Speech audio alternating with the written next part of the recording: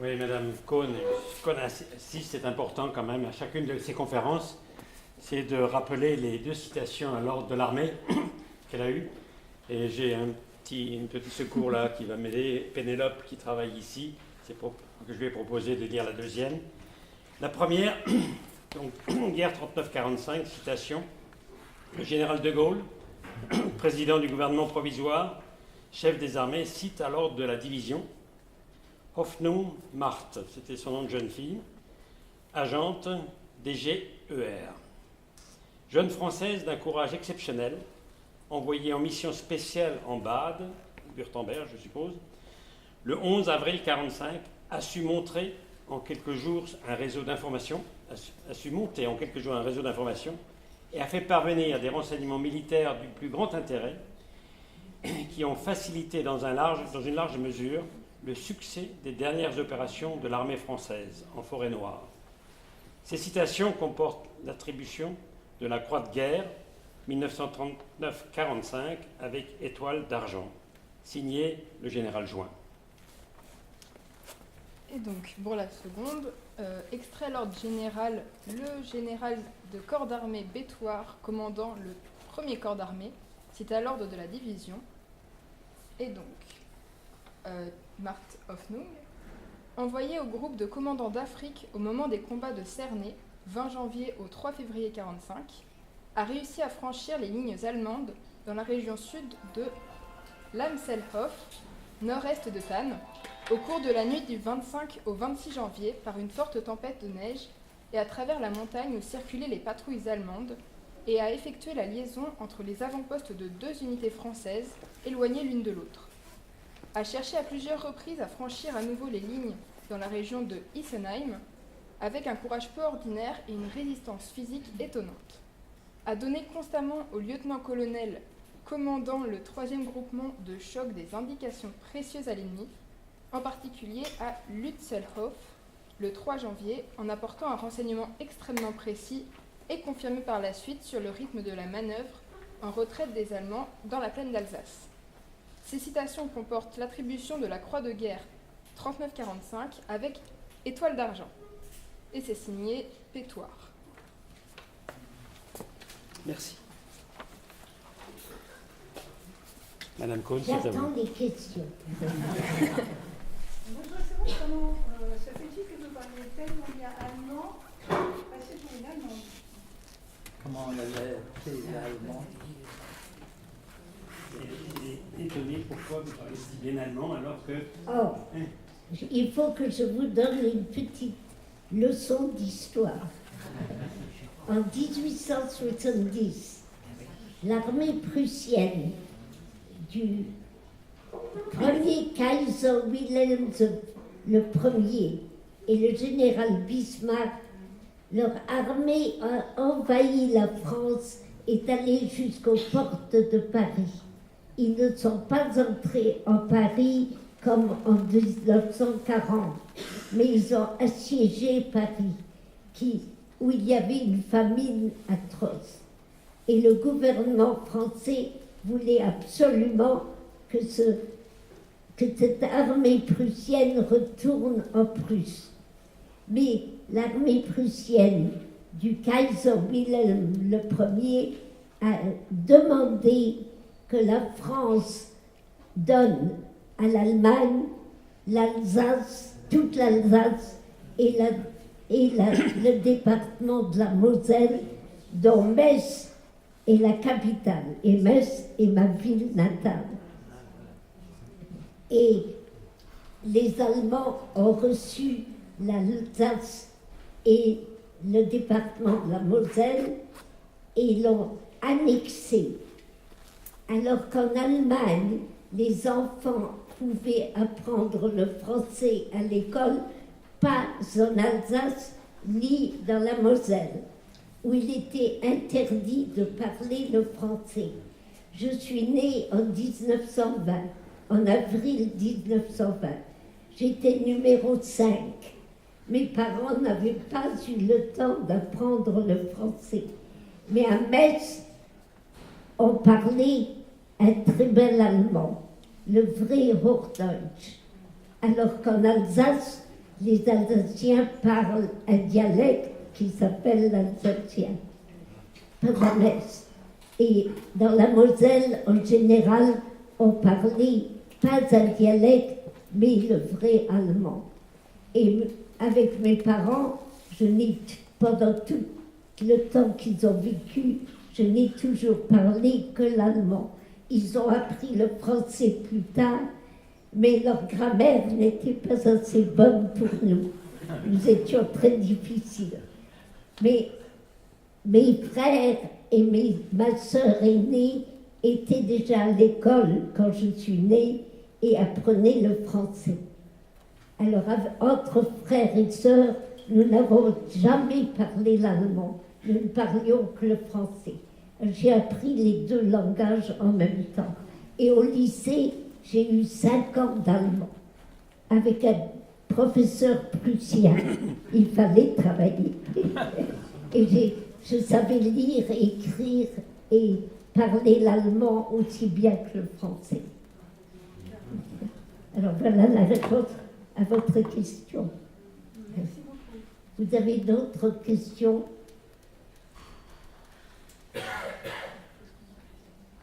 Oui, ça nous paraît incroyable que vous ayez attendu si longtemps pour parler de votre vie en 1945.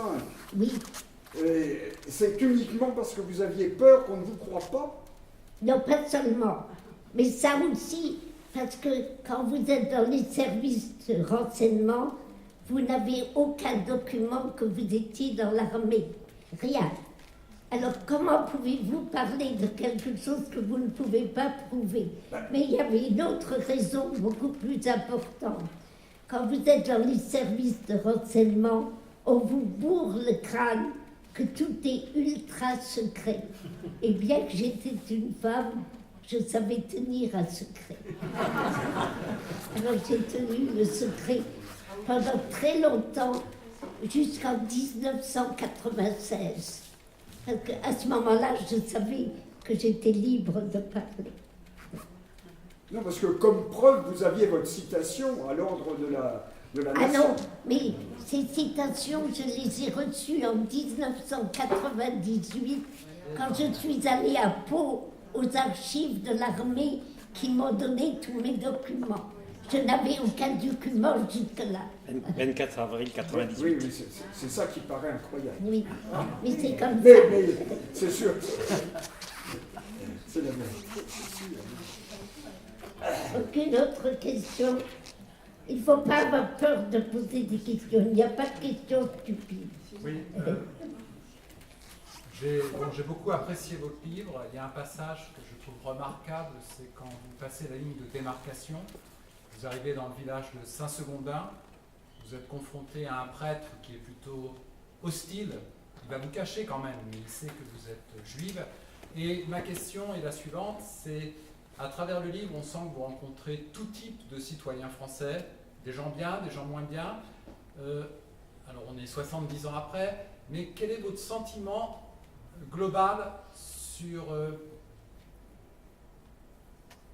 la population française que vous avez rencontrée, de Metz en passant par Poitiers, jusqu'au Cantal, jusqu'à Marseille, pendant cette occupation? Quel est ton sentiment global sur la population en France? Comment ça? Les gens que vous avez rencontrés. Ok, c'est très important.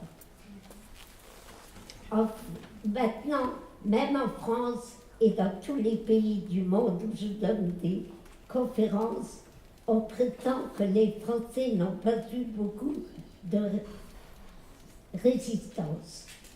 Alors, comment pouvez-vous expliquer les milliers de gens qui ont été fusillés, torturés à mort ou envoyés dans les camps de concentration en Allemagne?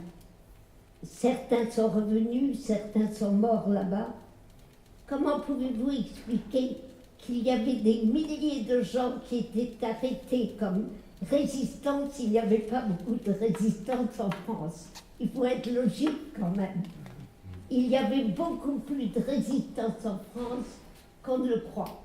Et 75% de Juifs en France ont survécu. Et s'ils ont survécu, c'est uniquement parce que des non-juifs ont risqué leur vie et celle de chaque membre de leur famille pour nous sauver. Et il faut reconnaître ces choses-là. Et c'est pourquoi je donne des conférences, parce que même à mon âge, parce que je trouve que c'est extrêmement important que cela soit connu. Est-ce que vous avez eu peur, madame? Et dans quelles circonstances? Avez-vous eu peur? Est-ce que vous avez eu peur? Et à quel moment? Dans quelles circonstances? J'ai eu peur bien souvent. Mais ma pire peur, c'était au moment où j'allais traverser de la Suisse en Allemagne. À ce moment-là, j'ai eu si peur que j'étais paralysée par la peur pendant très très longtemps. Et il m'a fallu des heures, plusieurs heures, pour surmonter cette peur. Et brusquement, je me suis souvenue de quelque chose qui m'a fait me lever, prendre ma petite valise et monter sur la route et rencontrer la sentinelle allemande lourdement armée qui surveillait la route entre la Suisse et l'Allemagne. Ça, c'était ma pire peur. Mais j'ai eu d'autres peurs et elles n'ont pas duré. Aussitôt que j'étais en danger, je cessais d'avoir peur. Et j'étais prête à répondre. Et j'ai toujours su répondre ce qu'il fallait au bon moment. Et c'est ce qui m'a sauvée bien des fois. J'étais tout à moi en Allemagne toute seule. Quelle a été votre réaction la première fois qu'on vous a présenté une mission? Quelle a été votre réaction la première fois qu'on vous a demandé, on vous a donné une mission? Une mission militaire, une mission de renseignement. Mais à ce moment-là, je n'avais pas peur. Parce que j'étais dans l'armée, je me croyais protégée. Bien que le colonel Bouvet et mon service de renseignement m'ont prévenu que si j'étais arrêtée, on ne pouvait rien pour moi. Mais je n'avais pas peur, je me sentais protégée. Parce que dans la résistance, nous n'étions absolument pas protégés. Je n'ai pas lu votre livre de bout en bout, mais il m'a semblé qu'il y avait énormément de détails. Or, vous écrivez ce livre de très nombreuses années après les événements. Autrement dit, ma question, c'est est-ce que vous avez rédigé un journal au fur et à mesure, en fait, de ces années de guerre? Et si oui, est-ce qu'il est prévu éventuellement une édition de ce journal à l'état, en fait, original? Je n'ai jamais écrit un journal, je n'avais aucune note, tout était dans ma mémoire. Heureusement, j'ai une très bonne mémoire qui m'a été donnée. Encore maintenant. Dans vos contacts avec la population allemande, comment ressentiez-vous leur opinion? Quand vous avez rencontré des Allemands, oui. Vous étiez en Bade et quel sentiment vous aviez vis-à-vis de ces Allemands qui vous adressaient à vous? Et quelle était leur opinion? Est-ce que vous connaissiez leur opinion du pouvoir? Est-ce que vous connaissiez leur opinion? Les Allemands qui étaient là, est-ce qu'ils étaient... Oui, les Allemands étaient tous nazis quand je suis arrivée en Allemagne. Ils ont cessé d'être nazis au moment où les troupes françaises, parce que 2 fois j'ai rencontré les troupes françaises en Allemagne, une fois à Freiburg et une fois près de la frontière suisse, la seconde fois. Et les Allemands, soudainement, aussitôt que les Français arrivaient, n'étaient pas du tout nazis. Personne n'était nazi. Mais il y a pourtant eu de la résistance en Allemagne. La résistance française ou la résistance allemande? En Allemagne, il y a eu de la résistance. Mais il y avait de la résistance, nous le savions, mais nous ne le connaissions pas. Les gens qui étaient dans la résistance, on ne savait pas qui était dans la résistance. Mais beaucoup d'officiers et des nazis sont parvenus à partir en Amérique du Sud. Une question d'ordre plus personnel. Est-ce que vous avez été amené à aimer, à côtoyer des hommes allemands qui pouvaient vous fournir des renseignements, et est-ce que vous n'aviez pas le risque de tomber en amour, en grande amitié? Est-ce que vous avez eu l'occasion de rencontrer des Allemands dans vos missions, des Allemands qui étaient prêts à se confier? Est-ce que je traduis bien votre propos? C'était une question d'amour. Oui, non, pas vraiment. C'était. Vous pouvez raconter, vous avez eu cette occasion quand vous avez soigné un blessé allemand qui vous a fait. Oui, mais ça c'était un Poitiers, bien avant. Ah, oui, non. Non, Mais, pendant la guerre. non, oui. C'est un exemple qui répond à De votre question. Freiburg, quand je suis arrivée à Freiburg, j'observais ce qui se passait. Parce que j'étais envoyée pour deux raisons. Pour des informations militaires, bien sûr, mais aussi pour savoir comment les Allemands civils réagissaient à la guerre. Parce que nous avions très peu de renseignements à ce sujet. Et j'observais. Et j'ai remarqué qu'il n'y avait aucune transportation dans la journée à cause des bombardements alliés. Mais toutes les transportations se faisaient la nuit.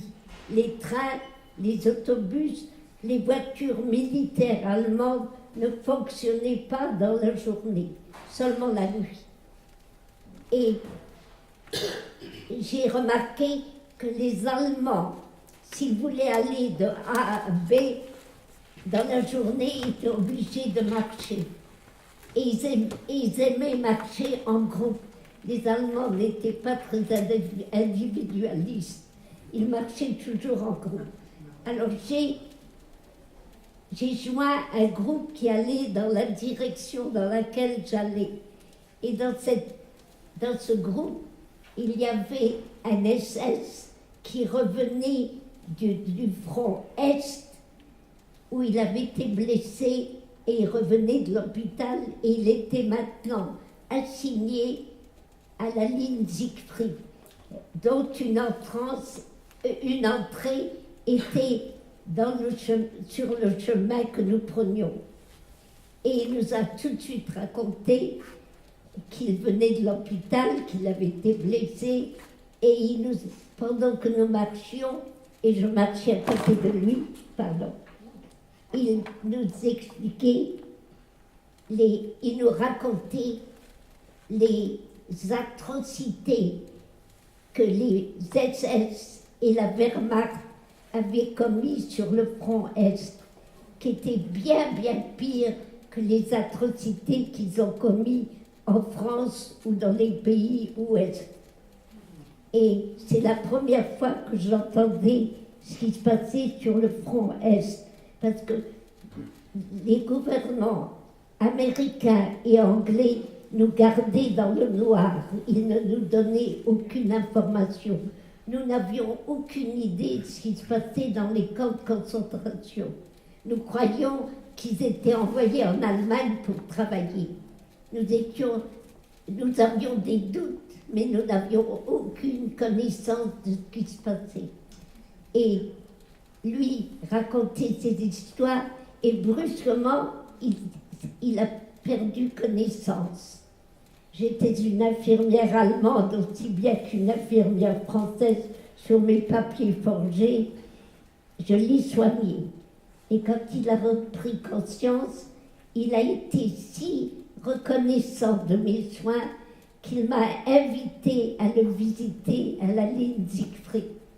et il m'a donné son numéro de téléphone. Pendant 3 semaines, j'avais autre chose à faire. Je suis revenue à Freiburg 3 semaines plus tard et j'ai entendu à la radio allemande que les armées alliées étaient très proches et allaient envahir Freiburg. Alors je me suis dit, c'est le moment d'aller voir mon ami le SS. Et je marchais énormément en Allemagne. Il vaut mieux le mettre ailleurs.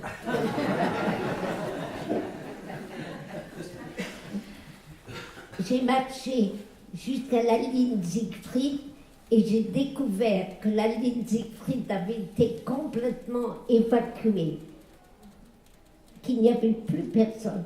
Les derniers traînards quittaient la ligne Siegfried et ils m'ont dit « tout le monde est parti, il n'y a plus personne ». J'ai questionné plusieurs traînards qui marchaient indépendamment pour confirmer que c'était le vrai renseignement. Et quand j'ai su que c'était vrai, je suis retournée aussi vite que j'ai pu à Freiburg. Et j'ai attendu. La ville était désertée. Les Allemands étaient tous cloîtrés dans leur maison parce qu'ils savaient tous par la radio allemande que la ville allait être envahie. Moi, j'étais à Poitiers quand les Allemands ont envahi Poitiers et je vous assure que c'est très effrayant qu'une armée étrangère envahisse votre pays. Alors, une fois à Freiburg, je suis allée dans l'avenue principale, la plus grande avenue de la ville, et j'ai attendu. Et le premier tank allié est arrivé et a roulé vers moi. Comment allais-je expliquer aux gens sur ce tank que j'étais une amie et pas une ennemie? Je n'avais aucun document pour prouver qui j'étais. Alors je suis allée au milieu de la rue et j'ai levé mon bras droit, je ne peux plus le faire, aussi haut que je pouvais, et j'ai fait le signe V de la victoire de Winston Churchill. Et j'ai attendu. Et le temps, parce que j'ai énormément de chance dans la vie, j'ai beaucoup de baraka, le temps s'est arrêté juste devant moi et ne m'a pas écrasé. Et j'ai demandé que l'officier qui commandait ce tank descende me parler. Et il est venu, j'étais très assertive, il faut le croire.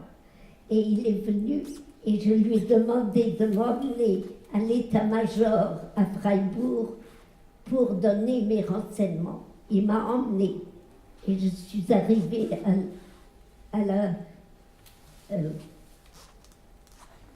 à Freiburg à l'état-major et j'ai rencontré le commandant Petit du 2e Zouave et je lui ai expliqué que la ligne Maginot était complètement... La ligne Siegfried, excusez-moi, était complètement évacuée. Et il m'a dit, qui me dit que c'est vrai, c'est peut-être une trappe. J'ai simplement écrit un numéro de téléphone parce que nous avions les mêmes, dans l'armée française, les mêmes techniques que les Américains et nous pouvions téléphoner à n'importe quel service partout où ils étaient. Il a téléphoné à mon service, qu'il a rassuré qu'ils pouvaient me croire et ils étaient contents de savoir que j'étais encore en vie parce que je n'avais pas de radio, donc je ne pouvais pas communiquer très souvent. Et le commandant Petit a envoyé une patrouille à la ligne Siegfried qui est revenue et a dit « c'est vrai, la ligne Siegfried est évacuée ». Alors ce soir-là, j'étais un très important invité à l'état-major français de Freiburg. Tu n'as pas répondu, est-ce que tu as eu les Allemands qui ont fait les avances pour Non, parce que j'en parlerai. Mais voulez-vous que je continue? Oui. Bon, alors, à Freiburg, quand le colonel, le commandant Petit, m'a invité à dîner, il m'a donné une chambre et le lendemain matin, au petit déjeuner, il m'a demandé si je voulais retourner dans mon service de renseignement. Je lui ai dit non, ma mission termine le jour de l'armistice. Il faut que je repasse le front ce matin au sud de Freiburg. Mais je lui ai demandé un immense service. Je lui ai demandé une bicyclette parce que j'en avais assez de marcher. Et il m'a donné une bicyclette et je suis partie. Et en descendant d'un grand sommet, il y a des grandes montagnes dans le sud de l'Allemagne, j'ai vu arrêter au bord de la route un groupe d'ambulances militaires allemandes. Et le colonel médecin qui commandait ce groupe était debout autour des ambulances avec tout son entourage. Je me suis arrêtée pour savoir ce qu'il faisait là et le colonel m'a expliqué qu'ils allaient partir en Suisse dans la nuit et de là en Autriche pour prévenir d'être prisonniers de guerre. Et il m'a demandé d'où je venais. Et je leur ai dit que je venais de m'évader de Freiburg parce que j'étais effrayée par l'armée française qui avait des Marocains, des Algériens, des Tunisiens et des troupes noires. Ce qui était absolument vrai, nous avions ces troupes, mais si vous vous rendez compte du racisme de ces Allemands, vous comprendrez qu'ils m'ont pris à ce moment-là pour un modèle d'une patriote allemande. Et je me plaignais que notre armée allemande ne nous défendait plus autant qu'elle le devait. Alors le colonel m'a dit, ne soyez pas si terrifiés. La guerre n'est pas terminée. Il m'a dit exactement où se trouvait le restant de l'armée allemande caché en embuscade dans la forêt noire. Et ce renseignement, j'étais capable de le faire transférer dans mon service en passant moi-même en Suisse, très tôt le matin, à l'aube. Et le lendemain matin, et avec ma lettre non codée, parce que je n'avais pas le temps de coder cette lettre, dans ma poche gauche, j'ai eu beaucoup d'aventures, il faut lire mon livre. Je ne peux pas entrer dans tous ces détails, mais j'avais eu des aventures en Suisse avant de rencontrer le douanier suisse, parce que le colonel suisse qui m'avait permis de traverser de la Suisse en Allemagne m'avait dit également, il était un colonel de la douane suisse, mais il était aussi le directeur des renseignements de la douane suisse à Bâle. Et c'est lui qui m'a permis, qui a arrangé que je passe de la Suisse en Allemagne. Et il m'avait dit avant de partir, si jamais vous avez des problèmes, allez en Suisse, trouvez un douanier et dites-lui ce que vous voulez qu'il fasse pour vous. Mais dites-lui que vous êtes une agente suisse, pas française. C'est ce que j'ai fait. Et cette lettre a été transférée au colonel Reinhardt, puis ensuite à mon service. Alors voilà comment mon service a eu cette information. Est-ce que vous étiez conscient des moyens que vous employiez pour faire parler les gens, ou est-ce que c'était instinctif? Je n'entends pas très bien. Est-ce que vous étiez consciente des... Comment? Est-ce que vous étiez consciente des moyens pour faire parler les gens? Oui, mais je ne les utilisais jamais. Mais je savais comment leur parler. Et mon alibi m'a énormément aidé. Mon alibi, quand j'étais entraînée, j'ai passé un entraînement extrêmement intensif pendant plusieurs semaines pour me préparer pour ce travail, parce que je ne l'avais jamais fait auparavant. Mais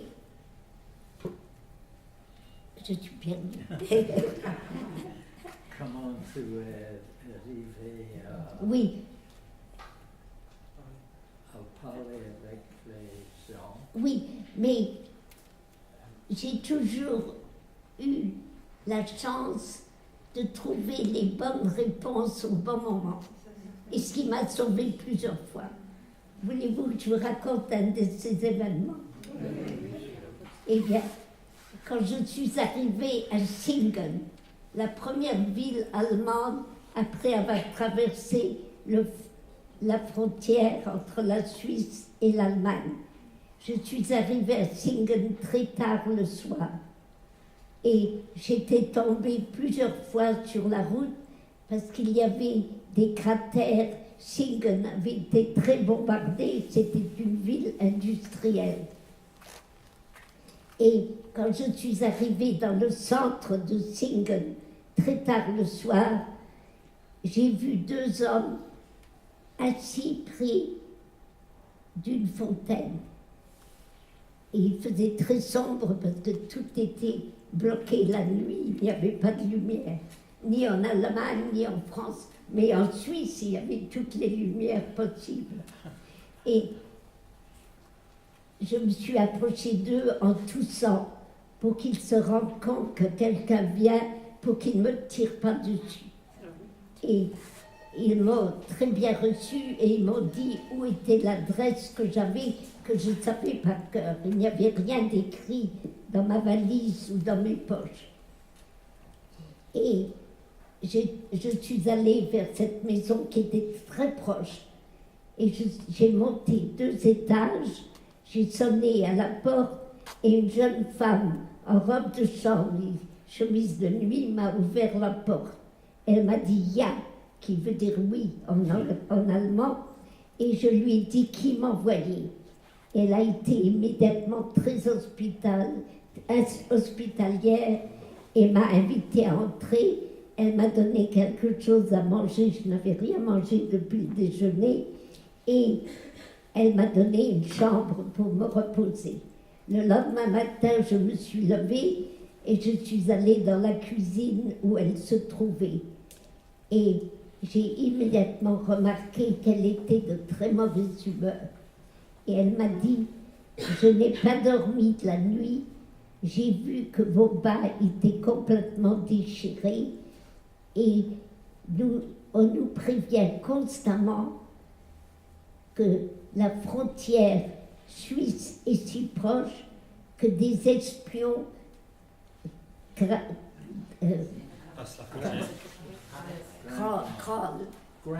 oui, non, pas mais c'est un autre mot. Mais entre en Allemagne en rampant. Voilà le mot, en rampant. Et elle m'a regardé droit dans les yeux, elle m'a dit « Fräulein », qui veut dire « mademoiselle, êtes-vous une espionne ?» Et je ne sais pas comment pourquoi et comment j'ai réagi, mais j'ai commencé à rire. Et je me suis penchée, j'étais debout, je me suis penchée un peu en avant, avec mes bras en avant, comme cela, et je lui ai dit, est-ce que j'ai l'air d'une espionne? Et elle s'est mise à rire également. La crise était finie. Alors, il fallait toujours répondre au bon moment, la bonne réponse, et j'avais cette chance. Le baratin, voilà. Moi, je me permets d'intervenir aussi parce que j'ai eu l'occasion de lire votre livre. Je le relis avec plaisir et vous avez toujours manifesté un grand tempérament dans votre famille. les relations avec votre père. Très tôt, vous avez appris à négocier. Votre maman était aussi arbitre dans tout ça, et ça montre une forte mentalité dont tout le monde n'a pas ce même héritage. Madame a lu votre livre. Avec Elle a beaucoup lu votre d'intérêt. livre, elle a trouvé que vous aviez une forte mentalité Même dans votre famille. pour échanger dans votre famille, et le relationnel est présent, est tout le temps présent. Oui, c'est ça. Tout le temps une forte personnalité. Une forte vis-à-vis de votre personnalité père, qui vis-à-vis de la n'était pas famille. facile. Oui, Votre père. il Donc, était très très difficile. difficile. Et là, très tôt, vous avez compris comment le voyer. Oui, mais ça m'a beaucoup appris. Voilà. Vous avez eu une formation quelque part. Oui, je me suis révoltée Oui. depuis très tôt. Voilà. Mais vous voyez où ça vous a mené. Enfin, moi, je trouve que ça a été très formateur. Enfin, peut-être. Comment? Peut-être c'était le formation. Toutes ces C'était la relations, formation dont j'avais besoin. ça vous a Mais aidé après. je ne m'en rendais pas compte. Oui. Voilà. Oui, une question sur, pardon, juste dans votre livre, les premiers chapitres sur les années 1920-1930, vous expliquez très bien la montée des nationalismes, l'antisémitisme dont vous êtes déjà une ou deux fois victime enfant. Elle est née en 1920. Oui. Elle avait 13 ans. Oui, mais justement, dans les années 20, déjà, à 6-7 ans, vous êtes confronté à ce problème. Vous expliquez très bien l'invasion de l'armée allemande, vous expliquez très bien la mise en place de l'État de Vichy en France. Depuis 20 ans, je sais que vous avez vécu en Europe, depuis 20 ans, en Europe, on a un retour du nationalisme, du racisme dans certains pays européens. Est-ce que, par rapport aux années 20-30 du XXe siècle, ce qu'on vit actuellement en Europe, est-ce qu'il y a des choses que malheureusement vous retrouvez? Il a lu votre livre, vous parlez beaucoup des années 30 et 40 du nationalisme qui s'est développé en Allemagne, De quoi? du nationalisme allemand, Oui. et se demande si on peut faire un rapprochement avec ce qui se passe aujourd'hui en Europe, où on connaît un peu ce phénomène, le populisme, est-ce que... Mais je suis très effrayée par ce qui se passe en ce moment. Et je suis tout cela de très près. Et aux États-Unis surtout. Nous avons une expérience, moi du moins j'ai une expérience de ce qui s'est passé dans les 30 et je m'en souviens. Et c'est très proche de ce qui s'est passé dans les 30. D'ailleurs, Trump suit ce que Hitler a fait dans les 30. Il suit pas à pas ce qui suit. Je le vois faire.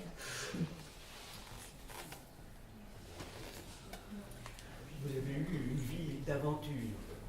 Une fois votre mission d'espionnage terminée, comment on revient à la vie normale?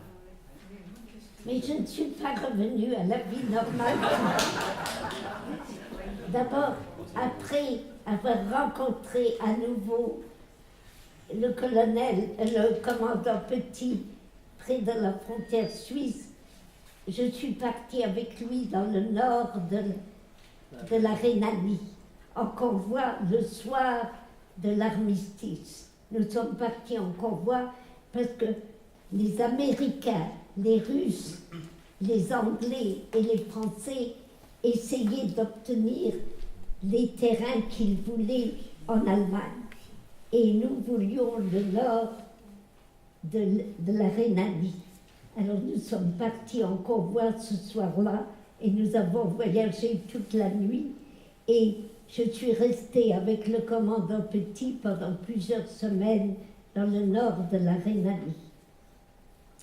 Et après ça, j'ai dû retourner dans le sud, dans mon service de renseignement, ce qui n'était pas drôle. Est-ce que vous avez une idée du nombre de personnes qui faisaient le même travail que vous? Ou est-ce que vous l'avez eu ensuite Non, après la guerre? je vous ai compris. Dans l'armée, nous étions complètement isolés. Parce que l'armée considérait que si nous étions arrêtés sous torture nous pourrions décrire les autres personnes qui faisaient le même travail. Alors nous étions complètement isolés. Je n'ai jamais rencontré qui que ce soit qui faisait le même travail. Bien sûr, mais ma question était également pour à la fin de la guerre, après la guerre. Est-ce que la Grande Muette a décidé ou a laissé passer un chiffre? Oui, vous voulez savoir comment, si on a pu chiffrer le nombre d'espions? Oui, parce que le nombre de gens courageux comme madame, c'est... Elle se demande si des gens comme vous, est-ce que vous en connaissez, vous avez une idée du nombre de personnes qu'il peut y avoir, qui ont fait ça? Je n'ai aucune connaissance à ce sujet, aucune.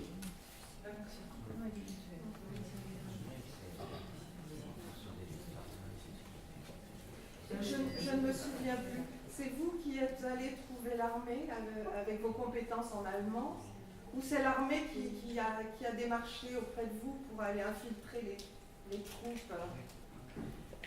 Oui. Le fait d'être dans les services de renseignement, c'est une démarche de votre part, ou est-ce que c'est l'armée qui est venue vers vous pour vous demander de... Non. J'ai rencontré le colonel de notre régiment un jour à l'heure du déjeuner dans le square du village, de la petite ville où nous étions cantonnés. Il m'a arrêté, il ne me connaissait pas non plus, moi je ne le connaissais pas, mais je savais qui il était. Je vais faire une petite diversion. C'était Pierre Fabien qui avait, en 1943, tué le premier Allemand en France dans la station métro Barbès-Rochechouart à Paris. Et il s'était échappé. Et il a plus tard formé un énorme groupe de jeunes, de résistants. Ils étaient tous communistes. Et ils se sont battus vaillamment à Paris et dans la région parisienne. Et le général de Gaulle et le maréchal de Lattre de Tassigny, qui dirigeait la première armée française, a décidé de les incorporer. J'ai oublié le mot. Quoi?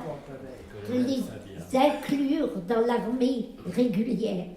Il y avait deux raisons. Pour les récompenser pour ce qu'ils avaient fait en se battant contre les Allemands et pour les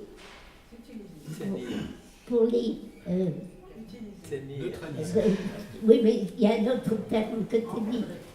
Et pour les surveiller parce qu'ils étaient communistes. La politique n'arrête jamais. En tous les cas, j'ai rencontré le colonel Fabien dans le square du village. Il m'a arrêté. Je ne l'avais jamais vu, mais je savais, dès que je suis arrivée dans ce régiment, j'ai appris que c'était lui qui était le résistant qui avait tué cet Allemand. C'était ultra secret. On savait tous que l'événement, mais nous ne connaissions pas le nom de la personne. Ça, c'était ultra secret. Et quand j'ai rencontré le colonel Fabien, il m'a arrêté, il m'a demandé de répondre à son téléphone pendant son déjeuner. Vous voyez que, comme tout dépend, tout votre avenir, toute votre vie dépend de choses de ce genre. Alors je suis allée avec lui dans son bureau, il m'a montré ce qu'il fallait faire, et en partant, il était très courtois, il m'a dit « Je suis désolée, je n'ai rien à lire ici, il n'y a que des livres allemands. » Et je lui ai répondu « Je lis l'allemand couramment. » Alors très intéressé, il est revenu vers moi et m'a demandé si je parlais l'allemand. Et je lui ai dit oui, aussi bien que le français. Alors il m'a expliqué que dans l'armée allemande, tous les mâles de l'âge de 12 ans jusqu'à la vieillesse sont en uniforme dans l'armée. Un homme en vêtements civils dans les rues d'Allemagne serait immédiatement arrêté. Donc il fallait des femmes pour faire ce genre de travail et il m'a demandé si j'acceptais d'être transférée dans les services de renseignement de l'armée. Et j'ai accepté. Il est parti, je me suis assise sur une chaise et je me suis demandé dans quelle galère je m'étais fourrée. Mais c'était trop tard. Ça vous a amené jusqu'à Blois. Est-ce qu'il y a d'autres questions? Oui, allez-y, Je voulais madame. savoir si vous aviez du poison sur vous. Si vous Est-ce aviez... que tu avais de poisson sur toi? Du poisson, c'est... Oh, j'en avais demandé, parce que j'avais très peur d'être torturée. J'avais une peur affreuse de ça. Mais ils ne me l'ont pas donné. J'ai toujours considéré qu'ils ne me trouvaient pas assez important pour me donner du poison.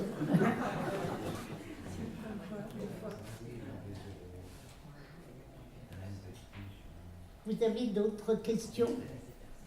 Est-ce que vous avez eu du plaisir à faire ça? Tu avais de plaisir à faire le travail. Je trouvais ça très intéressant. Je m'observais. J'étais très étonnée et je me donnais des points. Tu as bien fait aujourd'hui. Là, tu n'as pas fait trop bien. Il faut faire attention. Et je me donnais des points. Mais je me surveillais constamment. Je n'avais personne à qui parler en général. Parce que je marchais sur les routes. Mais sur les routes, j'ai rencontré beaucoup d'ouvriers STO français et des prisonniers de guerre qui travaillaient dans des fermes. Et c'est pourquoi dans ma citation, on dit que j'ai fait un réseau très rapidement, parce que je demandais des renseignements à ces gens-là, et ils m'ont donné. Et j'avais un culot monstre, parce que je les approchais, je leur disais, je suis une agente française, dites-moi ce qui se passe dans ce pays. Et ils me le disaient. Et personne ne m'a dénoncé. Jamais, vous n'avez été arrêté et donc soumise à des questions un petit peu pressantes et... Est-ce que vous avez été arrêté? Non, jamais. Jamais. Ni par les Français, ni par les Allemands. Mais j'ai ni par les Français, ni par les Allemands. Je n'ai jamais été arrêtée. Donc je suis une survivante un peu différente.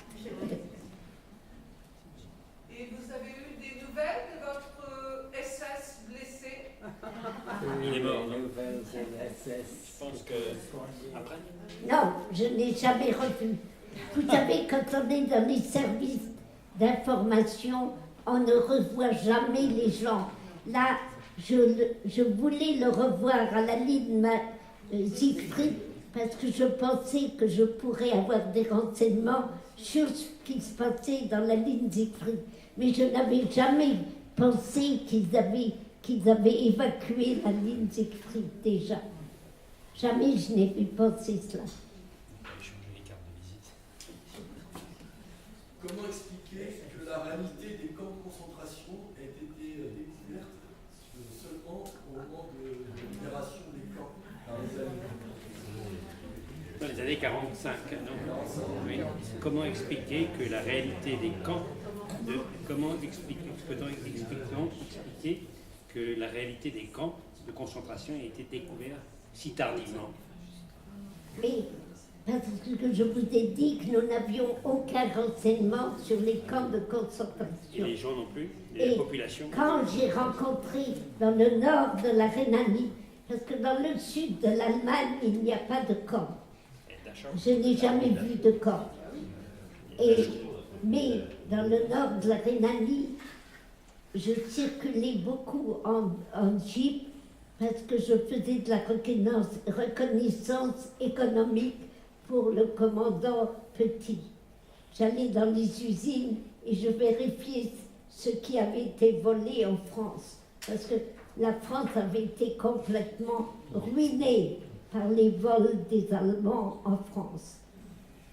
Et j'ai rencontré des groupes de gens, en passant en Jeep très vite, j'ai vu des groupes de gens en pyjama, avec un petit chapeau rond, qui avaient l'air tellement différents. Ils n'avaient pas d'expression dans les yeux. Ils étaient terriblement maigres. Je ne comprenais pas ce qu'ils étaient. Et la deuxième ville ou village où nous avons passé, j'ai vu un autre groupe, j'ai demandé au chauffeur marocain qui me conduisait toujours, je lui ai demandé d'arrêter. Et je leur ai parlé. Et quand ils m'ont expliqué ce qui s'était passé, j'ai cru que c'était des échappés d'un hôpital psychiatrique. Je ne pouvais pas les croire. C'était inconcevable que les Allemands, qui avaient été tellement bien civilisés et agissent de cette façon-là, je ne pouvais pas le croire. Mais quand j'ai rencontré plusieurs groupes et que dans chaque groupe, chacun d'entre eux me racontait la même histoire, j'ai compris que c'était la vérité. Et c'est là où j'ai découvert ce qu'étaient les camps de concentration. Mais c'était une découverte affreuse. Et j'en parle dans mon livre.